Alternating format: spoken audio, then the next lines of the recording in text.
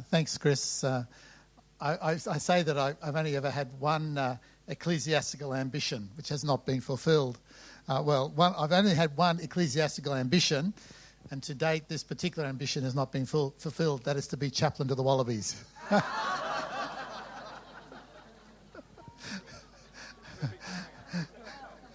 So we'll see how they go at Bledisloe Cup in a couple of weeks' time at Hobush. I'll be there, but I'm worried.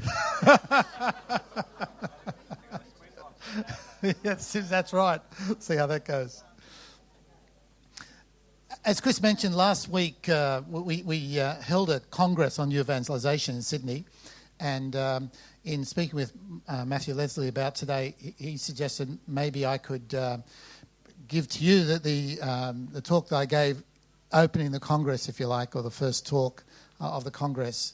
It's on secular culture and the new evangelisation. So I'm hoping this may be helpful to you and a source of reflection for you, and hopefully to a source of inspiration for you. 30 years ago, 1988,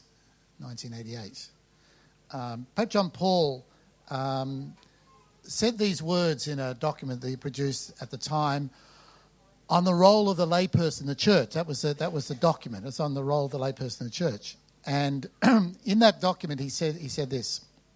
See if you identify with it. This is 1988, right? Remember that.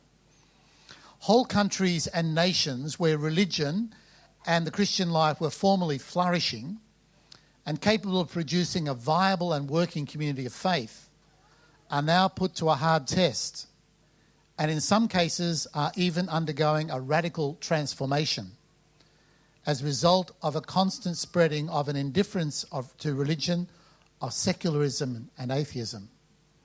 This particularly concerns countries and nations of the so-called First World, in which economic well-being and consumerism, even if coexistent with a tragic situation of poverty and misery, inspires and sustains a life lived as if God did not exist.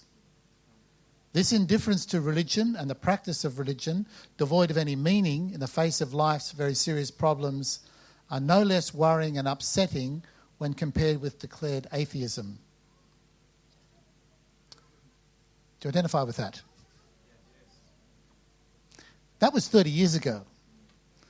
To say that what's happening in the countries, the so-called First World, is that there is increasing numbers of people living as though God did not exist. This situation has now, I think, accelerated in recent times. And I think the acceleration is quite significant now here in Australia. Now, I don't want to dwell on a whole lot of negatives, but I think it's good for us to have a little bit of a sobering look at the situation of Australia, our own nation, country we love, and a country whose future, we can rightly be concerned about. Between the two censuses, the census in 2001 and the census in 2006, the number of Christians in Australia declined by 78,000. Now, that's, in one sense, that's not a huge number when you've got 20 million people. Significant still, but not a huge number. 78,000 less people claim to be Christians between these two census figures. However, the statistic that is alarming is that those who indicated that they had no religion between 2001 and 2006 increased by 1.2 million. So in Australia, in that 5-year period, the number of people who had come to the decision that they had no religious affiliation or no faith rose by 1.2 million. When you look at the breakup of religious affiliation in Australia at the present moment, or at least as a result of the 2006 census, we discover that the largest single group of those who will nominate their religious affiliation are actually those who have none. 6 million Australians now claim to have no religious affiliation. They are the single biggest group in that profile. The second biggest group are Catholics, who have 5 million people. I think these statistics very simply bear out what's evident to us. And I'll speak here as Catholic, so bear with me, those who are not, but we'll reflect on the situation in the Catholic Church. One of the simple guides for us in looking at levels of adherence and commitment to the faith among Catholics, of course, is attendance at Mass, coming on to Sunday Mass. And again, we can sort of see some significant changes because over that same period of time, the Catholic Church keeps statistics on these questions, and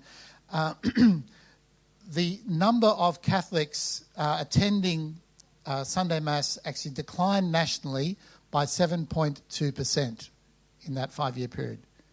A 7.2 percentage drop in Mass attendance. Which means now that among Catholics, the numbers who are committed to Sunday Mass has dropped in that 5-year period from 15.3% of Catholics down to 13.8%. In other words, there are 13.8% of Catholics attending Mass. That means, let's put it the other way around, that means that there are 87% of Catholics 87% of Catholics who do not attend regularly Sunday Mass.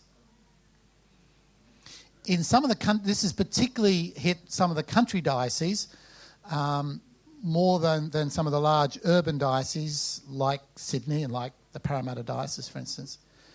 And in some of the country dioceses, the drop in attendance of Mass over that period was over 20%. That's a huge drop in a 5-year period. And I think what we're witnessing through these statistics is a sudden increase. I think what it's witnessing to is that the levels of secularisation taking place in Australia are rising quite dramatically. And I think while we're looking at Catholic figures, I think we could say, obviously from the figures looking at the Australian culture as a whole, that the same thing exists. We have to face the fact that we are facing a serious crisis at the present moment in terms of Christian faith. Now, those who are vocally advocating secularism and Australia becoming a secular country, of course, can take great heart from these figures. And what we see is that they're becoming more and more strident in their views, more and more confident that this is the way things are inevitably going to go. This is Australia will be a secular country, and religion will, and particularly Christianity, will sort of die away. That's certainly the mentality that they have adopted. You know, and we hear often that the claims saying that Australia and particularly other Western nations are now moving to a new phase which is beyond Christianity.